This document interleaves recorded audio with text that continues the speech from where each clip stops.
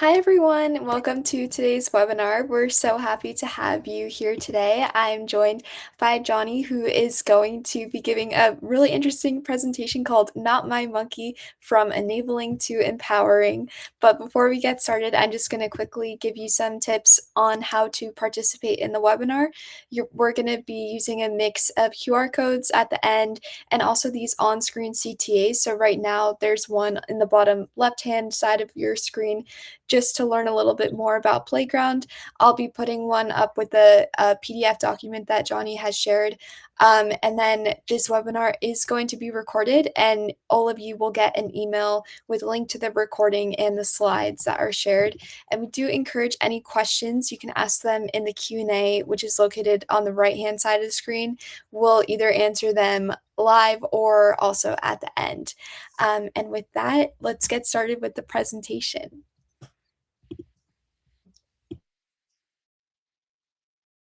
Hi, everyone. Welcome. My name is Johnnie Frost.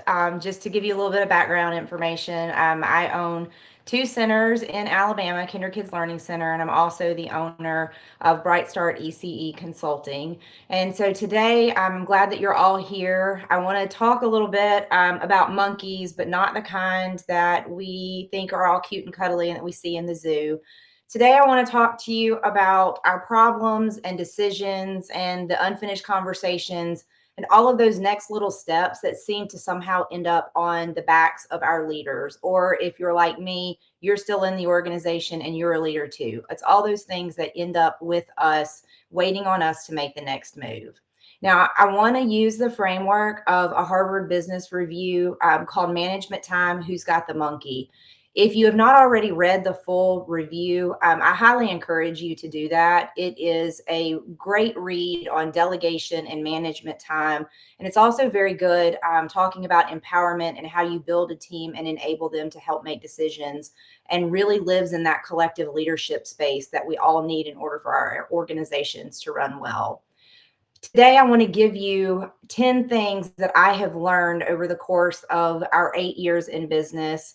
And I want to talk to you about the lessons that I've learned the hard way, lessons that came to me through our own growth, our own frustrations, and a lot of it becoming more self aware as I grew in my own leadership on the things that I was doing to create dependency with my team instead of enabling them to make leadership decisions as well.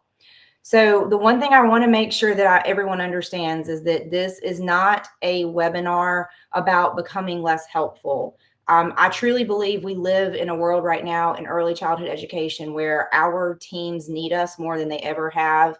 Your classroom teachers need you in the classrooms. They need you in the buildings and not behind an office door. And I really am a true believer of servant leadership and being there and supporting them as best they can. But with that also comes the ability to get our management and our own job duties done along the way. And so I want to talk to you about 10 things that you are going to be able to take back with you and things that I learned along the way. So to get started, I want to start with just a quick definition of what a monkey is. So the monkey metaphor is going to come from this Harvard Business Review article. And for the purposes of today, I just want to give you a really simple definition. And that definition is that the monkey is the next move. Now, it's not necessarily your entire problem. It's just a responsibility for what comes next. So in this example, let's say a teacher comes to your door and says, I have a parent who keeps ignoring our classroom rule. What should I do? I want you to visualize at that point that there's a monkey on the teacher's back. There's a problem that needs to be solved, and the next move is what we're looking at. Now, at the moment, the teacher still has the monkey.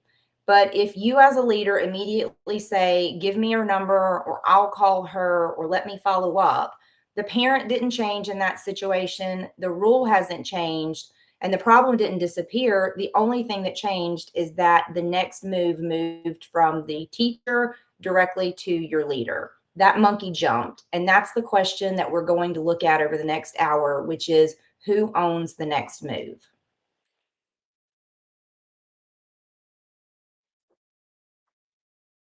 Now, before we get any further, I want you to think about your own day. I want you to just stop for a minute and think about all of the unfinished items and tasks that you have that somebody else brought to you. Maybe it's a parent concern, maybe it is a staffing problem or a scheduling conflict.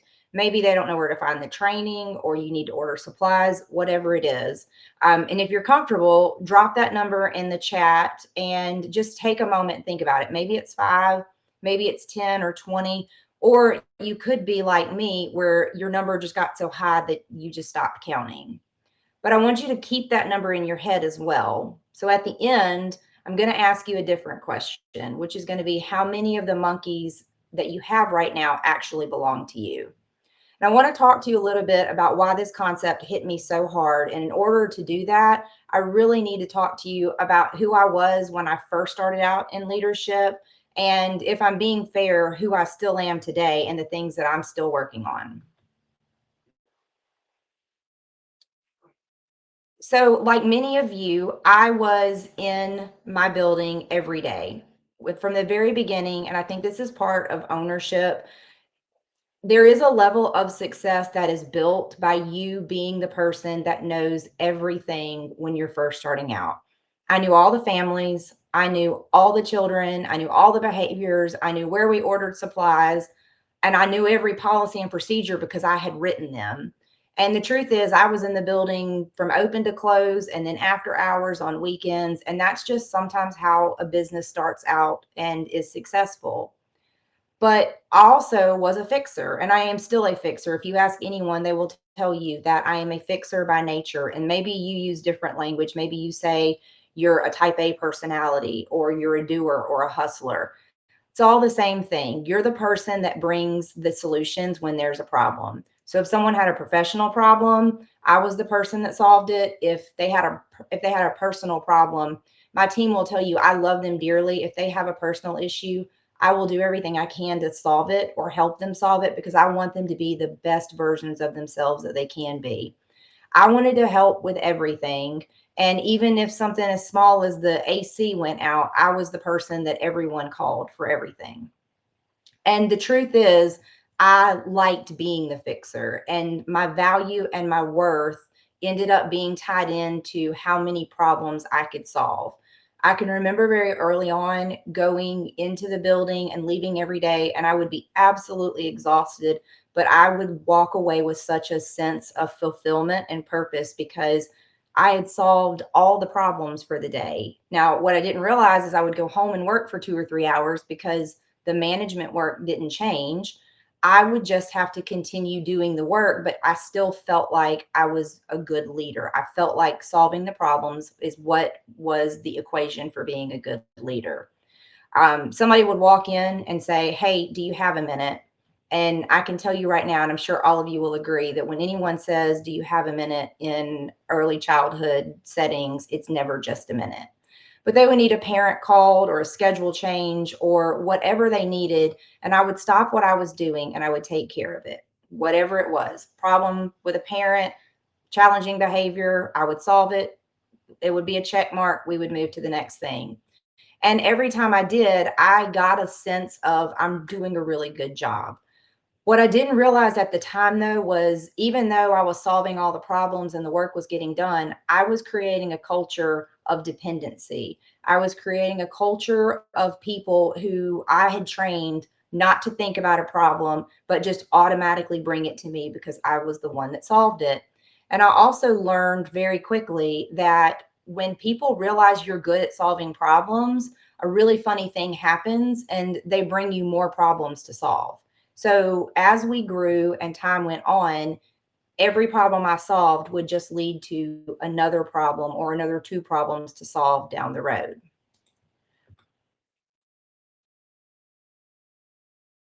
The HBR framework, I want to make sure that we answer this question, and it's a simple framework for the entire article.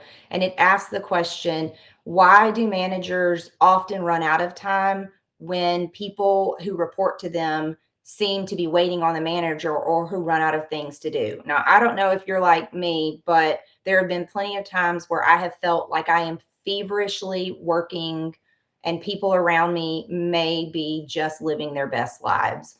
Not because of anything that they're doing, but because they brought me problems and monkeys to feed, and they're waiting on me. Have you ever been in a situation where a person comes to your door and says, "Hey, I have this problem," and you make the mistake of saying, "Okay, let me look into it and I'll get back to you." Well, in our field, the first thing that happens is we get busy because somebody else brings us something, and 3 or 4 hours later that same employee is standing at your office asking for an update. Well, the really interesting part of that, and the kind of the funny part, is the manager is supposed to be supervising the employee, but in a situation like that, the employee has given the task to the manager, and now the employee is managing the manager's time. That's a lot of where the article rests. And if you think about it, that's a lot of what our day looks like. It matters who is waiting on who. What I was doing was my work was still there. The manager's original responsibilities are still sitting there on the to-do list. And if you're like me, I wake up every morning knowing exactly what I need to get accomplished. But what was happening is I would walk into the building, and before I even made it to my desk, someone had given me three new problems. And that would add on to the work that I already did. None of my other work changed. All that mattered was that I took other people's monkeys to feed, and that started cutting into the amount of time that I could get my regular job duties done. So the HBR framework gave me language and helped me understand what exactly was going on. Now, growth, as much as we love growth, it exposes problems, it exposes our weaknesses. And as much as I had learned from reading this article, I learned a lot through our own growth in our organization. And growth is what forced me to really do something about it. So, before I talk to you about my own story, I want to talk about one of the parts of the article that's really important. I want you to stop and think about your day and all of the tasks that you have to get done within that day. So, the HBR framework separates the parts of our day into three different types of time. You have boss imposed time, you have system imposed time, and you have your self imposed time. So think about your boss imposed time just simply as what other people are giving you to do. Someone higher than you has given you a set of tasks. So if you're a director or an assistant director, that might be coming from an executive director or a corporate office or an owner. And that system imposed time is the time that we have to work on our compliance issues, the shared work of the organization when we're in meetings and things like that. And then you have your self imposed time. Now, your self imposed time, it's really important that when you're talking about self imposed time, you have two different buckets. You have what is your discretionary time, or the time that you have to spend on the things that only you can do in the organization. And you also have that subordinate imposed time. That's the time where people that report to you bring you additional things to add on to what you're already doing.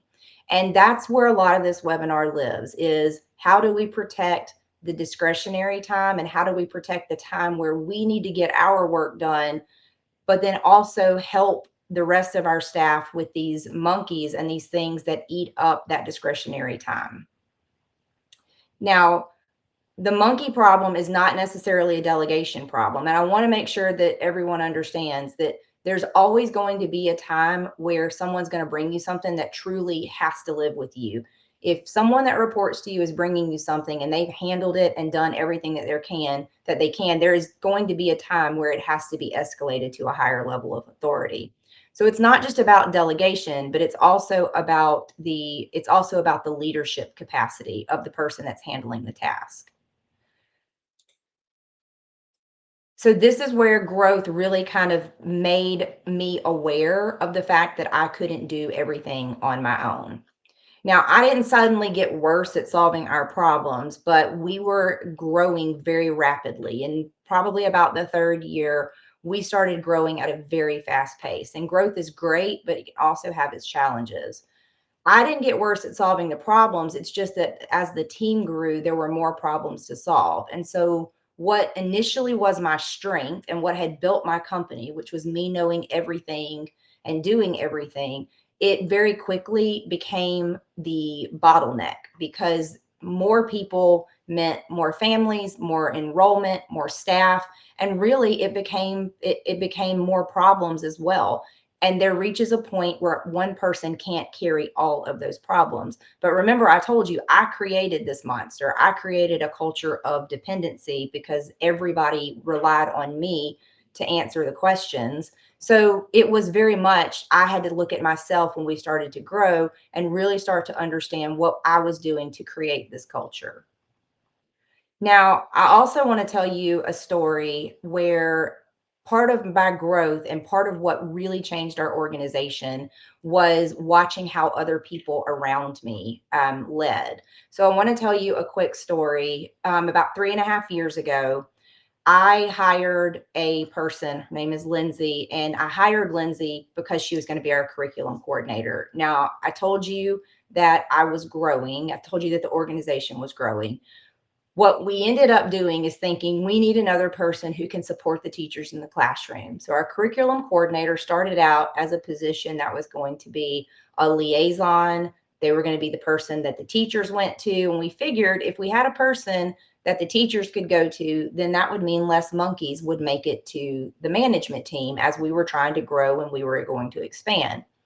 But what ended up happening is the time that Lindsay came on board, we were so far beneath the surface of the water that we couldn't even really train her. We couldn't talk to her or kind of give her a vision of what this role was supposed to be. She just joined the organization and we were just still drowning in our monkeys.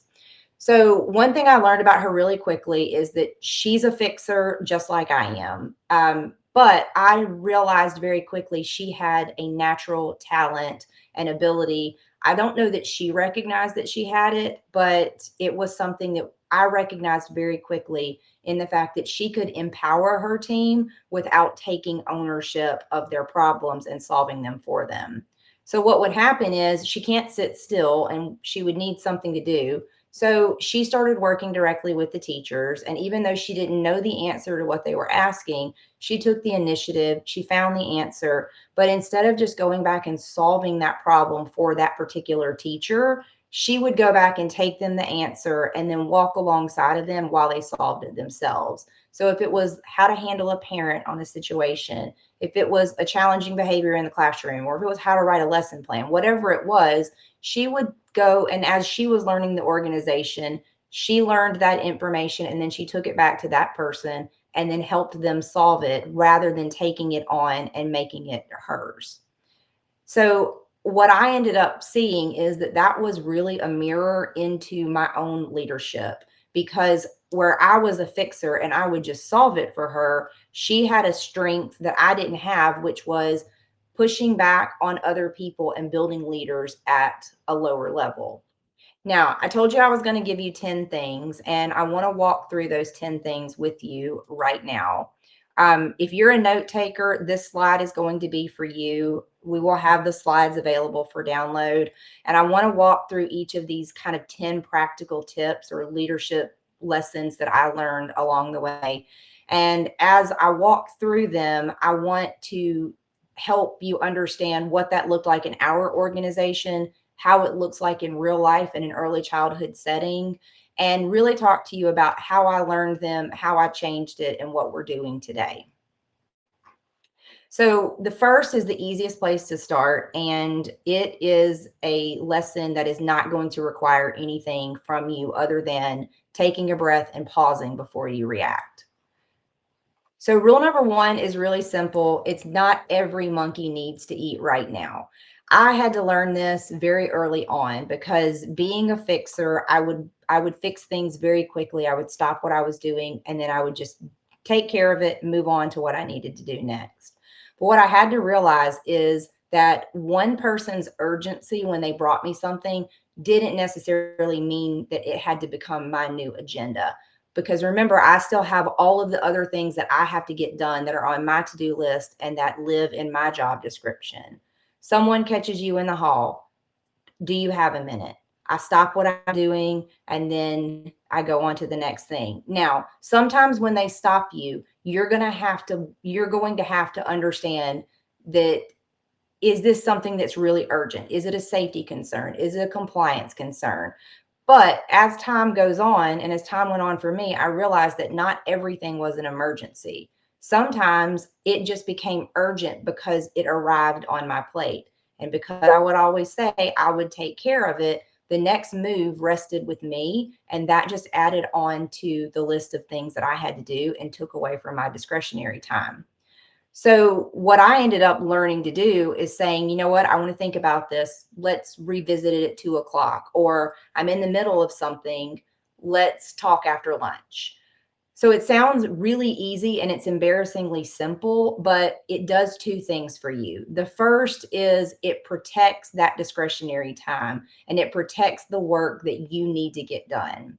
The second thing it does is it helps you and gives you enough space to really marinate and think on the fact of, is this really something I need to take on, or is this a task that really should leave with the person that is bringing it to me? You have a chance when you pause to determine whether it really is something that needs to be on your plate or whether it's something that you need to empower another person to handle.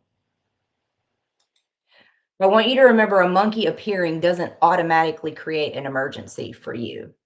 Now, rule number two is where we learned so much from Lindsay. Now, Lindsay is now our program director, and for 3.5 years, she has stepped into a leadership role, and she is the number two, and quite honestly, the person that I trust most in our organization.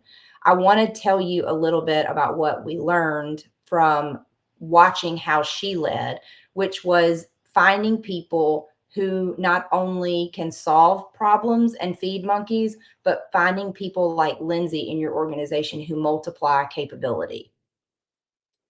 So once I stopped looking at resumes and trying to find somebody with the most level of experience and the most number of years experience and the flashiest training, I started looking more at, how do we hire people based off of their attitude, the level of initiative, and the potential that they had.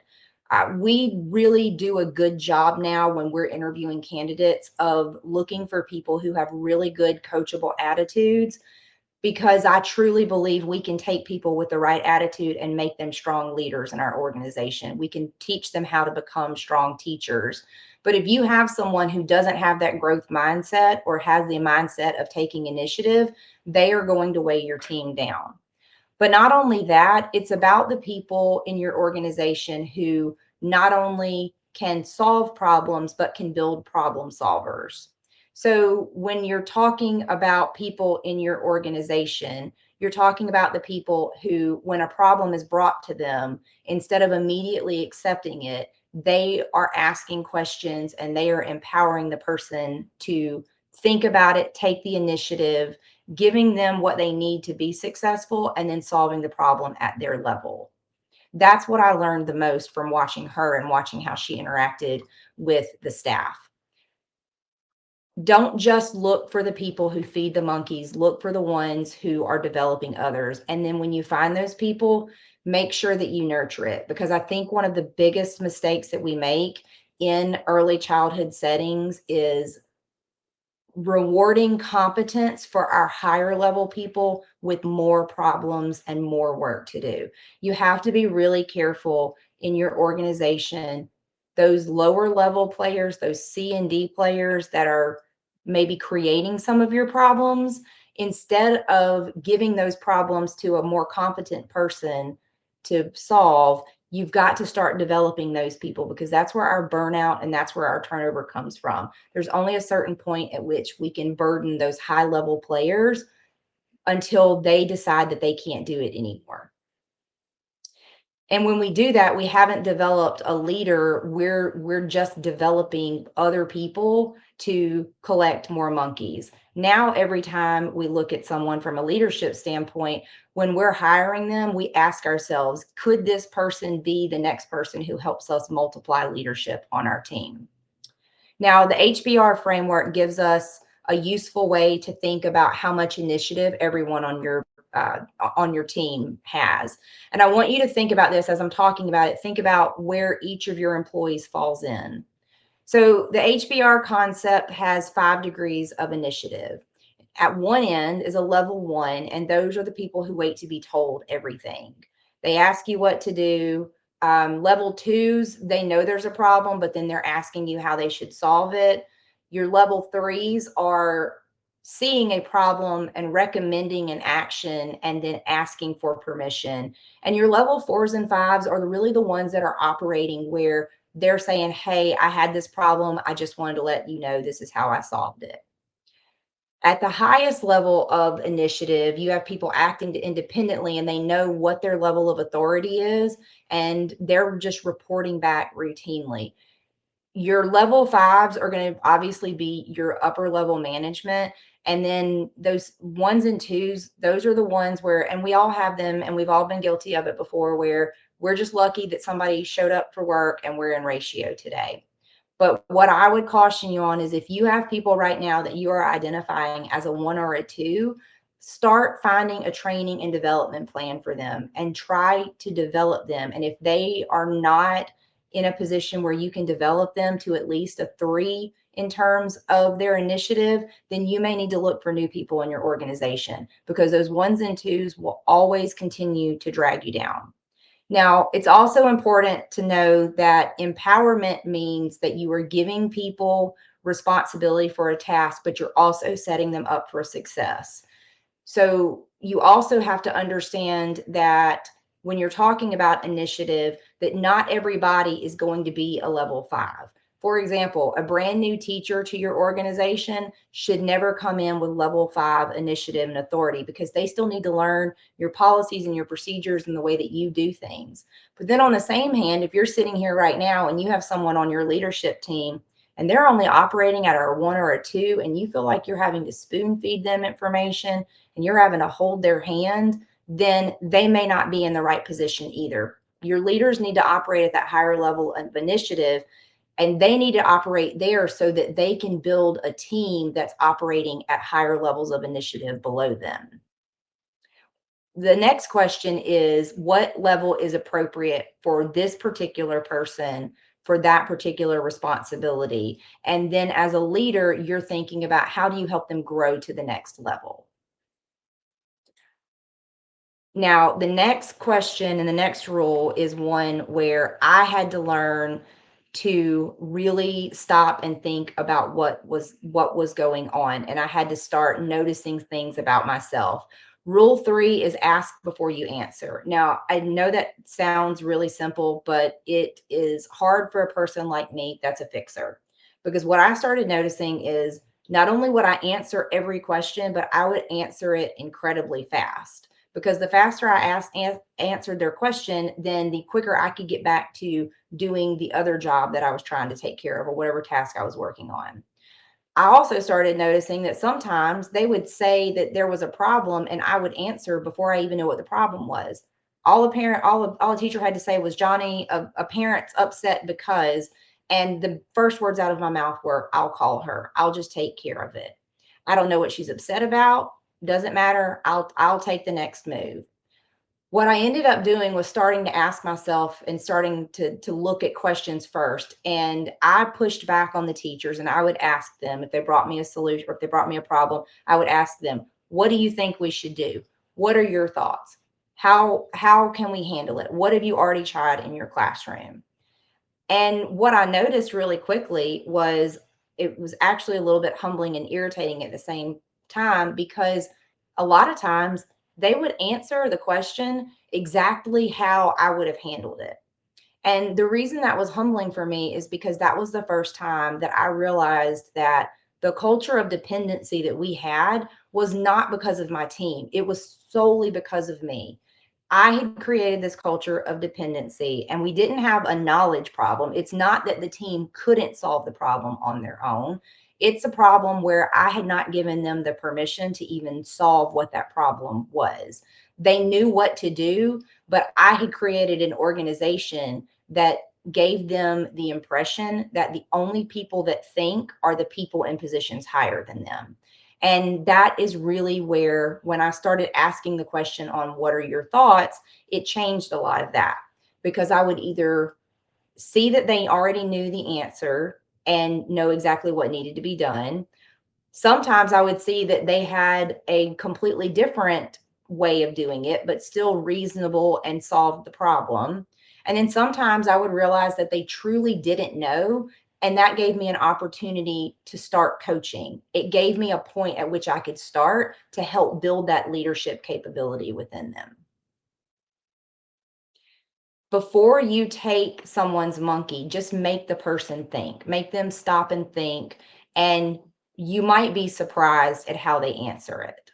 Now, I want to be careful, because there again, if you start having a mindset of not my monkey, or sometimes we say not my circus, not my monkey, the truth is it is your circus and they are your monkeys to some degree. But if you just start saying to your people, that's not my monkey, it can be a terrible leadership philosophy. And if we use it as an excuse not to support people, then it's going to have more harm than it will do good. Now, rule number 4 is help without rescuing. I have a statement that I make in our buildings. I also use this at home with my own family. I ask the question, do you want me to fix it or feel it? Sometimes your team is just going to want you to listen. They need a place to vent. They're frustrated. Sometimes they're going to want to run a decision by you, or maybe they just need reassurance that what they're doing is right and they're not missing something. That's feeling it. That doesn't mean that I'm taking that problem or taking that monkey from them. That means they still own the problem. I'm just there to be there with them to support them as they are frustrated in that moment. Now, fix it means they need more active support. But even then, when I say or they tell me they need me to fix it, it doesn't necessarily mean that I am assuming the ownership and I'm just going to fix it and they're going to go on about the next thing that they need to do. Sometimes they're going to need a different level of support, especially when you're dealing with parents and things like that. Sometimes they need you to sit in on that hard conversation. Sometimes they need your guidance. They need you to role play. They need you to give them the language that they would use or point them to where the policy is so that they can understand what the next move is. Sometimes you just have to stand beside them while they feed it. And that's what empowerment is. When we look at the HBR framework, Stephen Covey provided some additional commentary on empowerment versus abandonment. The distinction matters because that's not my monkey cannot become that's not my problem. Empowerment for your team is saying, this is your monkey. I know that you can handle it. Here's the support that you need. What do you need for me to be successful? Abandonment says, that's your monkey. Good luck. I'm shutting my office door. Let me know how it turns out. Real empowerment just sounds like, I believe this belongs at your level. I'm confident that you can handle it. What do you need from me? And sometimes the answer truly is nothing. Sometimes they just want you to listen or they need some coaching. Not all monkeys require a move, but you also have to remember as a leader that some monkeys absolutely will need your support. If you have a teacher dealing with a challenging behavior and you know that teacher has exhausted every effort that they have in the classroom, do not leave that teacher to handle that problem on their own. They have to have your support. And maybe it's stepping into the classroom, maybe it's bringing in outside support, whatever it is, but they need to know that you support them. The same with challenging parents and some of the complexities of relationship with parents. From a leadership standpoint, I can tell you one of the best things that you can do or train your leaders to do is to stand beside the teacher or stand beside that director as they have the difficult conversation with that parent, because you are helping to establish authority and you are showing that you support your leadership and you support your staff as they try to implement the rules and procedures that you've laid out. The question is whether you have to take ownership or whether they can just feel your presence and you can give them the support they need while they keep it. Now, the next rule, there's a real world example that we can use to think about this. And we'll go back to the parent not following the classroom rule. So, this is what it would look like in an early childhood setting like ours. This is what we would expect to see. So, we have a parent who's not following the classroom rule. Now, in our organization, we now have a culture of expectation. Lindsay and her leadership team have really done a good job of empowering the team to understand what is in their scope of responsibility. And for us, parents and teacher conversations, that rests with the teacher first. So initially, it's the teacher's monkey. We established that. So the teacher has the relationship with the parent. They have the appropriate authority. It's their class, it's their classroom rule. So the teacher does the initial part, which is talking to the parent and explains what the expectation is, but nothing changes. The next step for us is that the teacher would then send a clear follow up message in our parent engagement app, and it would be in writing. But let's say nothing changes then. Now, we don't want the teacher to automatically think, well, they said this is my monkey and I have to fight this person to the death on it. That is not what we want. What we want is now we need to reassess and we need to figure out, does this still belong to the teacher, or do we need to escalate it to the higher level and the ownership level? What we would do and what we would expect is that teacher would come to us and say, I've done this, I've sent the messages, I've talked with the parent, nothing is changing. Here's what I think we need to do next. Or they may not have a solution and they ask the question, what else can I try? Now, like I said, we don't want the teacher thinking that they're all alone on this. But what we want to do from a leadership standpoint is that we want to assess what happens next. Depending on the situation, our leadership team may say, you know what, I think you can handle one more conversation. Here's exactly what I want you to say to them. And then the teacher will go back and have that same conversation. And then from there, we'll see if anything changes. Maybe it's a situation where that leader needs to sit in with the teacher. And what they will say instead is, okay, we're going to sit down and have a conversation with the parent. And I want you to lead the conversation, but I'll be here to support you if you need me. That's what shows them, number one, that you support them, but it also shows the families that you support your teachers. Or it could be the last, which is you've handled everything the way we've told you to. It's now past the point of you being able to handle it. So I'm going to step in from a leadership standpoint and I'll take it from there. All three of those can be good leadership. And the goal there is not permanent ownership of the task. The goal is the intentional ownership. So now if that goes to the leader clearly knows that this is something they need to handle. But we've also set our team up for success because we've given them the skills and the power and the tools, and we've empowered them to handle situations like that at their level as well. Now, rule number 5 is arguably my worst habit, and I believe is probably a bad habit for any owner or any high level leader, especially in entrepreneurship. I will do it myself. It is faster, and we all know that. I'll do it myself is expensive though. It still gets me because I can do something in 5 minutes where it might take someone 20 minutes to do it. Because I told you I'm a doer and I'm a fixer, I really can get it done faster. But what I had to realize over time is that I'm comparing two separate times. I'm comparing 5 minutes of my higher level leadership and ownership time to 20 minutes of a lower level leadership and ownership of this particular task. And what I wasn't taking into account is the next 50 times that that same task needed to be done. I was not calculating time in the same manner. Doing it myself once is efficient, but it's not scalable. But when you teach your team and you teach somebody else, that is scalable. But there's also another hidden cost in this, and I had to learn this the hard way is every time I jump in because I can do it faster, I tell my team that speed is better than their own leadership development. I tell them that I can handle it, and it's also maybe that I don't trust them to handle it. And sometimes you have to look at what you're communicating in your actions, but you may not be saying out loud. If I keep choosing faster today, then all I do is keep buying more dependency on me for the next days to come. And then what happens, and I've been in this situation, and I think a lot of owners find themselves in the situation where 6 months later, you wake up, you are exhausted and you're frustrated because nobody can do anything without you. And everybody relies on you for everything, except for the fact that you have created this perfect culture where you've told them they can't do anything without you. So the problem really was that I had created these bad habits, and we have had to develop skills along the way to kind of undo those and change our culture of dependency from a culture of expectation.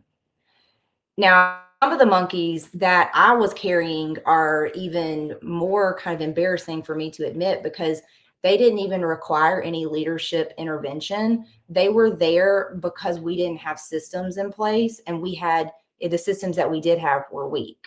So, rule number 6 is stop breeding the monkeys. So at some point in time, I realized I was a really expensive search engine. And what I mean by that is every single question came to me to be answered. Where do I find a training? How do I log into the payroll system? How do I request time off? We need to order these supplies. Every time somebody asked, I would stop what I was doing and I would answer. And at some point, I had to ask myself, and you have to ask yourself the same question, when they're asking you questions over and over again like that, is that really an employee problem or is it a system problem? And if you have 12 employees asking you the exact same question, it's not necessarily that you have 12 employee problems. You might just have one system problem or one weak system problem. So, one of the things that we are very intentional about now is creating work instructions and writing SOPs, but we write them intentionally. And I think that this is a process that you never arrive at when you are talking about documenting your systems and creating systems. It is a ongoing daily process because there's always something to be changed. There's always something new to be documented. So every time we answer a question about how to do something, and that's going to be something that will be more than one time, we ask ourselves whether it belongs in a work instruction or a system or a resource where they don't necessarily need a human being to answer the question the next time. Now, that doesn't mean that they're not going to come and ask you. It just means that now, instead of you stopping to show them what to do, you can point them to the resource, and that resource will live there for them the next time they need to do that same task. That's how you stop breeding the monkeys unnecessarily. The repeated questions that you're getting, that's your data. When I was first starting writing our work instructions and SOPs, it was overwhelming and I didn't know where to start. One of the best places that you can start is by looking at what people are asking you over and over again. Start small and document those things first. Write down the steps and then tell people where those steps live. That is where you know that your systems will get stronger because the next time that it needs to be done, somebody won't stop you and take you away from that management time and that discretionary time that you need to work on your tasks. After that came a really kind of uncomfortable realization for me. And like I said, all of these things are things that I have learned the hard way. And one of the things that I learned that I was doing was I would tell people I trusted them and then still make them feel like they made the wrong decision. And my team will tell you that this is a work in progress for me. And it is a daily, daily struggle. So, rule number 7 is different doesn't mean wrong. My original definition of empowerment was you make the decision, and afterwards, I'm going to tell you whether you were right. How many of you have ever been in that situation where you tell your team you trust them and then they do it, and then you hit them with, I probably would have done it differently, or maybe next time, let's word it like this. That's a fascinating way of telling our teams, hey, I trust you, but also saying, don't ever make a decision without me. And eventually, over time, your staff will learn I'm not even going to attempt this particular task because she's just going to tell me that it's wrong. So I'm just going to wait for her to tell me how to do it. That is not empowerment. This is something I still work on because the truth is, I live in a world of continuous improvement. And I think any good leader falls into this trap. Continuous improvement is important, and I'm always looking at how we can be better and more efficient.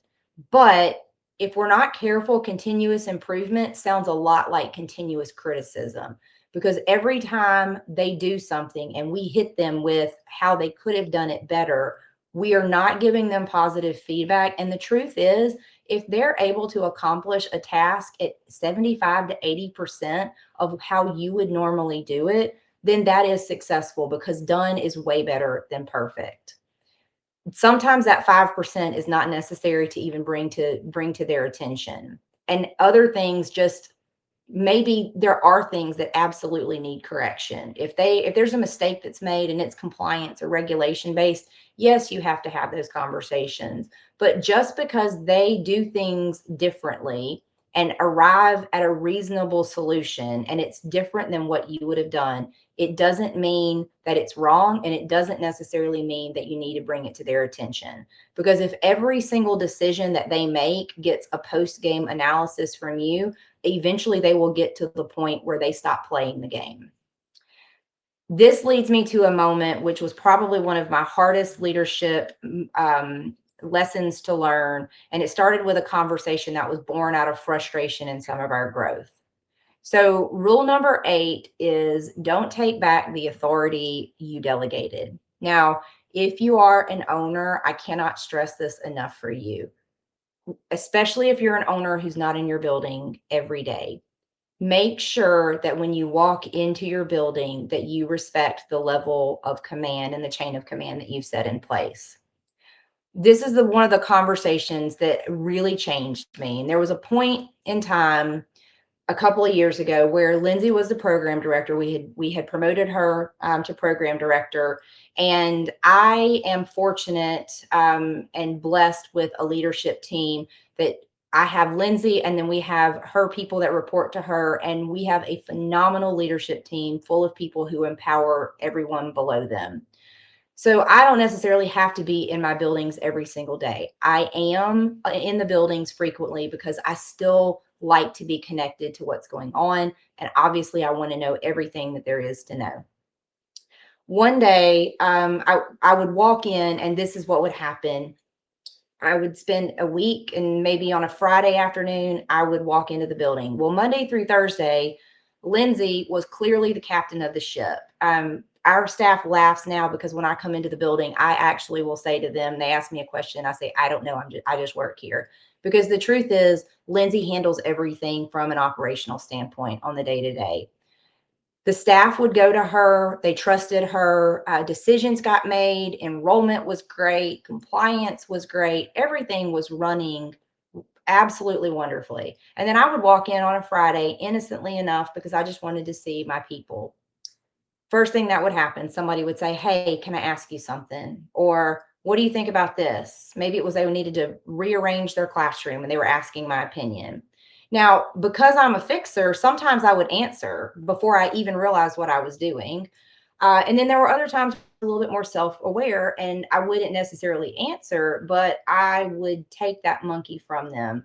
And I would walk around the office and I would walk around the buildings and I would just gather up all these monkeys and I would carry them to Lindsay and just kind of put them in front of her and say, hey, here's all that the staff needs from you. Now I thought I was helping, but here's what I didn't understand. Earlier in the week, some of those teachers had brought that same thing to Lindsay, and Lindsay had done what we said we were going to do. She empowered her people. She said, what have you tried? What do you think? What's your recommendation? Here, try this. But maybe they didn't like that answer. How many of you have ever been in a situation where you've walked in and they didn't like the answer that they got from one manager, so the staff member came in and asked you instead?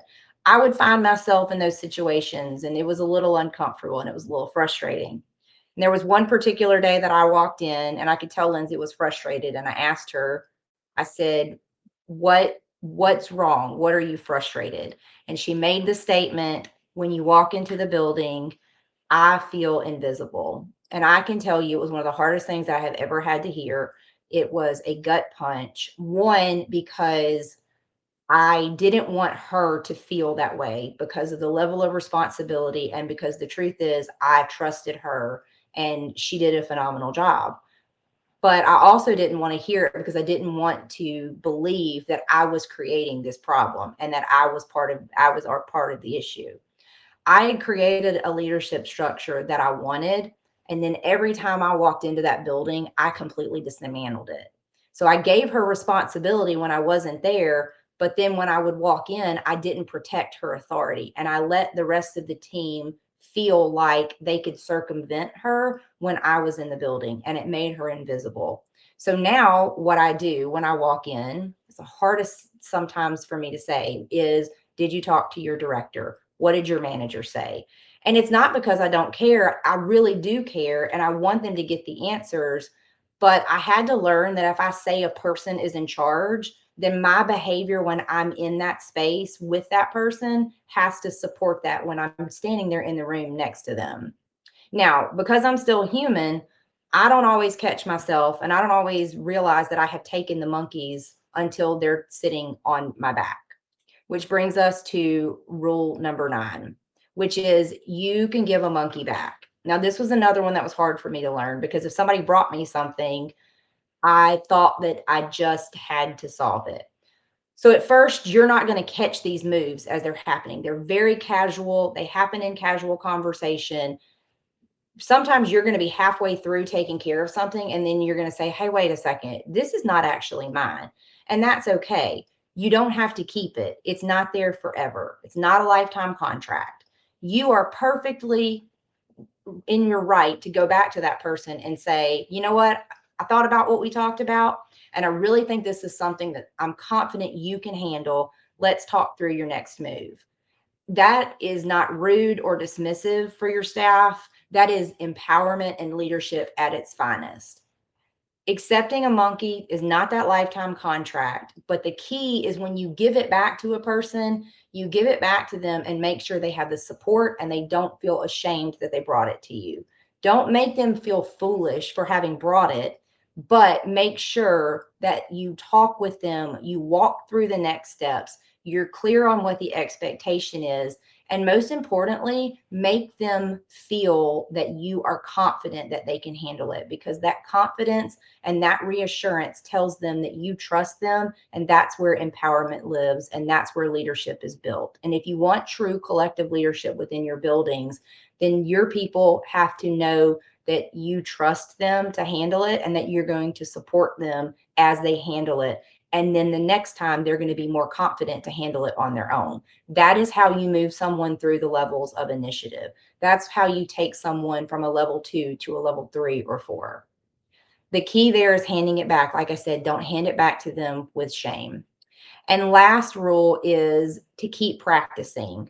The monkeys are going to keep coming. So no matter how good you get at this, there are still going to be more monkeys. And in the field of early childhood and our settings, you know, there are 1,000 monkeys every day. And you know that on top of that, the next day brings 1,000 new monkeys. No 2 days are the same.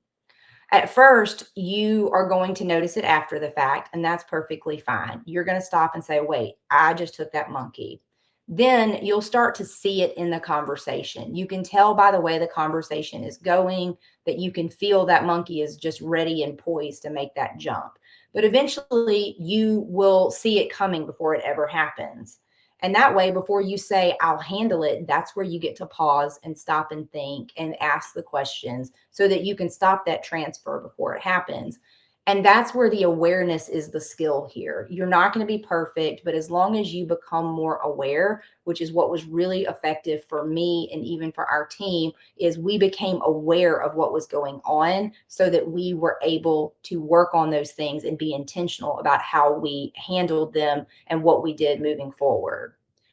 Now, like I said, I want to be clear. We are a lot better about this today, but we have not achieved some magical state where there are no monkeys. And we haven't reached a state where none of the monkeys make it to the leadership team, because there again, there are going to be things that have to be escalated to you. What we did find, though, is as we grow and we have continued to grow, growth created a new version of the same problem. The monkeys are still there. And like I said, when you grow, you have more problems because you have more families, more students, more operational challenges, all of these things. because what ends up happening is all those monkeys are still there. If you aren't building a strong leadership team from the ground up, then you're just collecting more monkeys, and all you start doing is moving them around through different parts of your organization. So, one of our biggest strengths today, and one of the things that we keep revisiting, is this: especially when you're growing and you're growing at a faster pace, you have to be deliberate about building a team of leaders. Not one person can solve all the problems. And even with two or three people in a growing organization, the goal is collective leadership.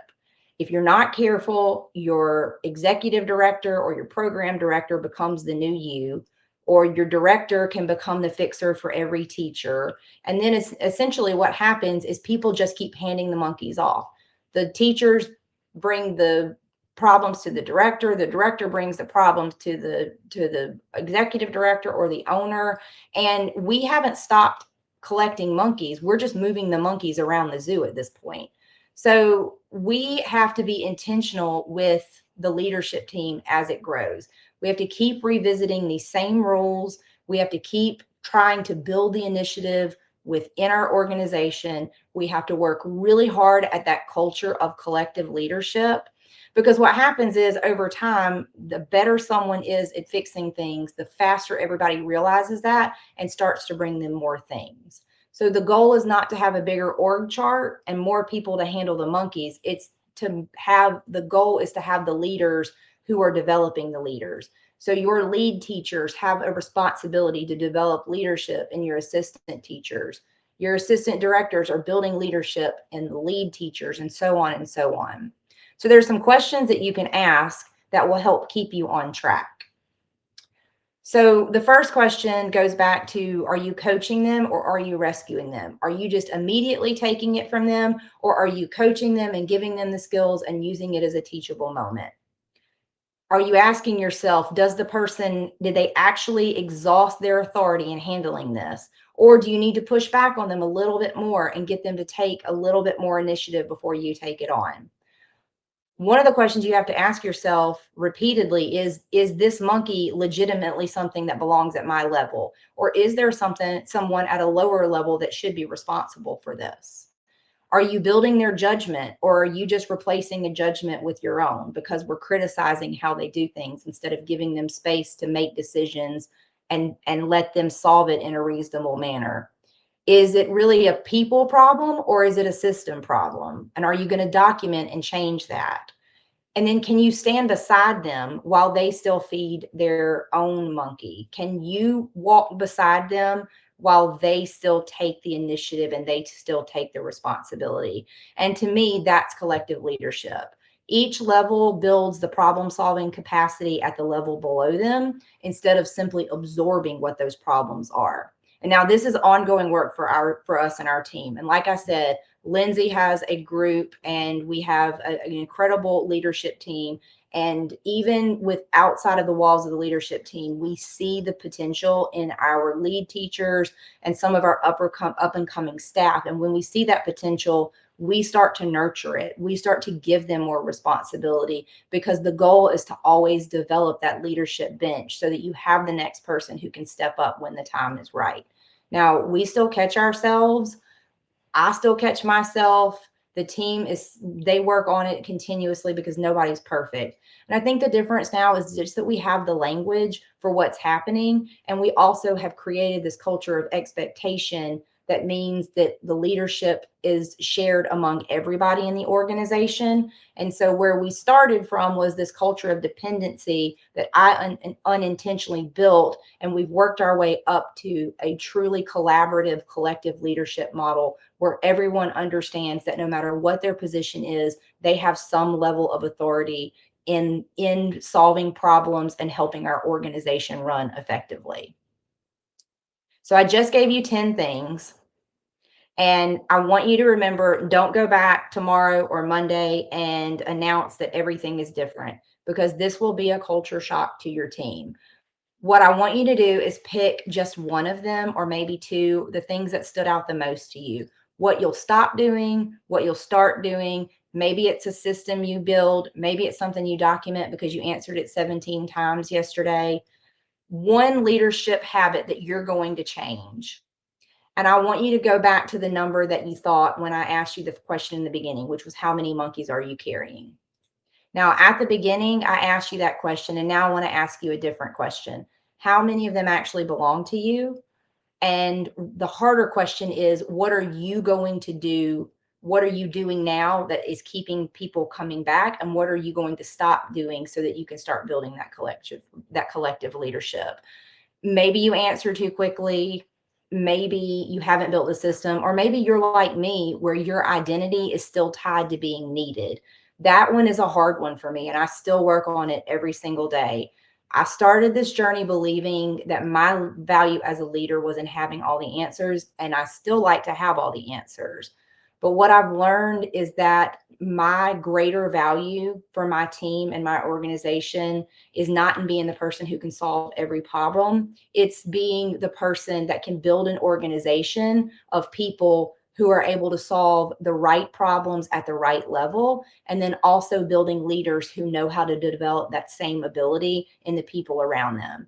We still get it wrong. Like I said, we all still take monkeys that we shouldn't, and we catch ourselves doing it every day. But now we recognize what's happening, and we can go back and ask ourselves the question, who really owns the next move?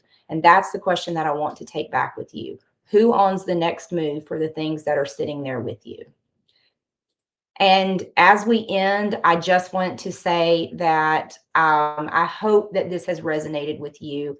These are hard lessons that I have had to learn over the past 8 years, but they are also valuable lessons that have completely transformed our organization, not by anything that I did necessarily, but just by being able to build a team that feels that same level of responsibility at all levels. And I hope that the next time someone stops at your office door and says, do you have a minute? Then you can smile just a little bit, and you'll know that that's where one of those monkeys is coming. Thank you for your time. Thank you so much, Johnny. That was an amazing presentation. I just want to pop in for a quick moment and talk a little bit about Playground. For anyone who doesn't know, we are a childcare management software, and we're aiming to help you run your program so that you have more time to do a lot of the things that Johnny was talking about leading your staff and empowering them to be able to learn how to do the daily tasks instead of just doing it for them because you know how. So I want to quickly just show everyone a quick video of, I'm going to share my screen, of a Playground's first customer talking briefly about what is Playground. It's about 3 minutes long, or a minute and 30 seconds. So people always ask me what Playground is. I always say Playground is the only software a childcare program needs to run and grow. But to me, it's so much more than software. It's the system that gave me back my time as a director so I could spend more time with my teachers, with the kids, with the families, instead of behind a desk. And it actually started in the center that I was directing. And after 20 years as a director, I was overwhelmed.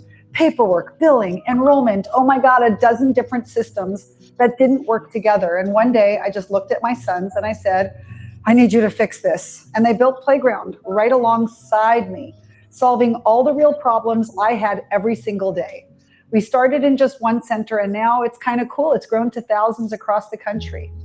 The biggest thing that it gave me, though, was time to really support my teachers, time to build relationships with families, time to focus on my program instead of the paperwork. Whether it's enrollment, billing, staffing, communication, or any compliance, Playground really brings everything together so you're spending less time managing your center. So for anybody who's nervous about making a change to Playground, I get it. I'm old. I was a paper and pencil and other apps person too, but you won't be doing it alone. The Playground team really helps guide you every step of the way, from data to training to answering every question you have. Director to director, I hope you choose Playground and realize what it did for me.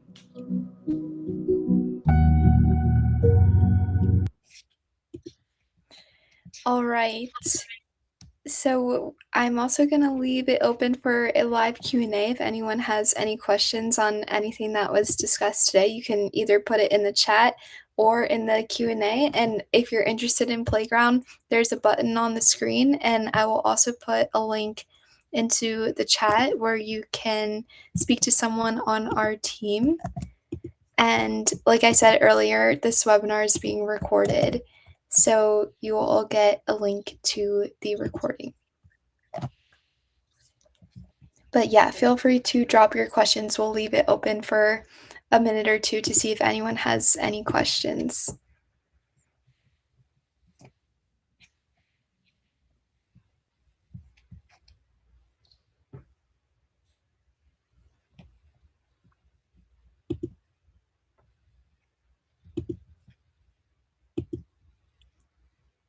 Oh, looks like we have a question. Are you able to see the Q&A, Johnny? Let me see. Yes, I can.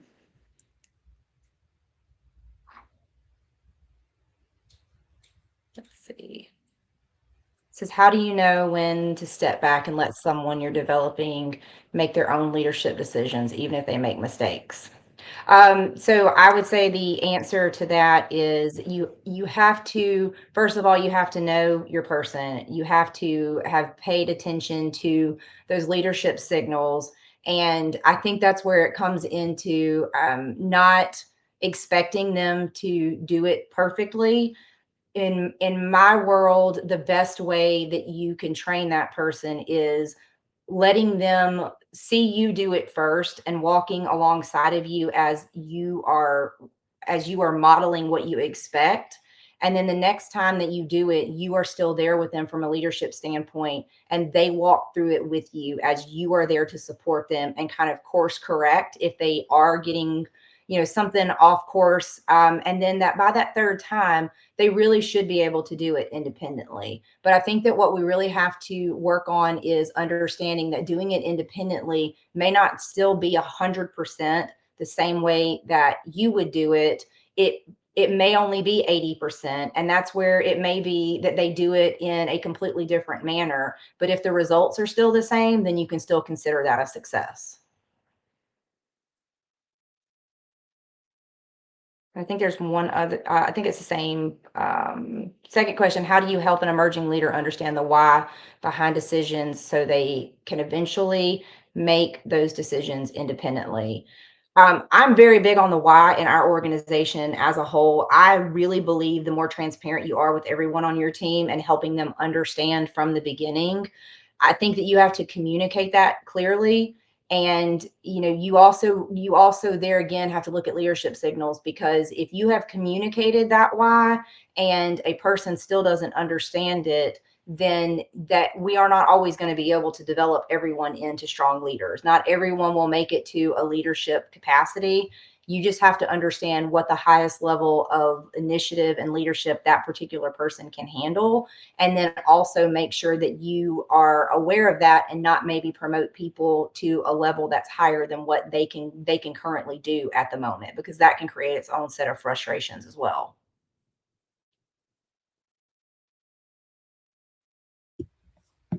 Awesome. Well, thank you everyone so much for your questions. And thank you again, Johnny, for a wonderful presentation. I think that we're about at time, so we're going to close it out for today. But be on the lookout for more emails from us for future webinars to attend. And we will see you guys at the next one. Thank you everyone for coming. Thank you.